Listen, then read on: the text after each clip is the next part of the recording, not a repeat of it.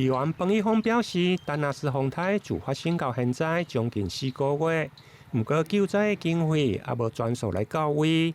尽管市府依照灾害救助办法，从优从宽来办理，不过民众对着标准无同、补助无同，就会来比较。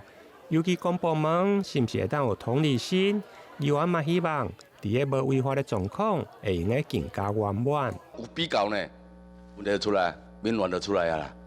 哦，那么唔是讲伊即个人看甲较严格，就讲伊唔对啦。因为伊面对的有当时啊会惊嘛，惊未来司法，吼，有当时人检举讲，即个无遐严重时啊，你互伊5万，互伊10万，伊也感觉讲无合理的部分会当信服。我嘛甲区长讲吼，是不是迄个有当时先班有一个坚持，还是啥，叫你一定要出来作证？建议讲哦，咱市府呢，是毋是尽速呢提出一个整个灾害标准？就这次洪灾呢，洪台呢，所拄到的情形，啥物话标示得清楚。是哦，拢来列出去。议员，你的建议最好就是讲提出一个灾害标准，大家依照这个标准。对啊，对啊。特别讲，这个人看是安尼。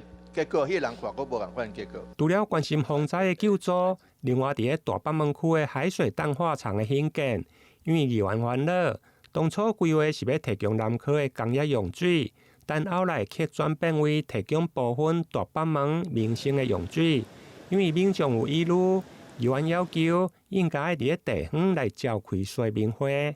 台南新闻林彦根、杨顺怀采访报道。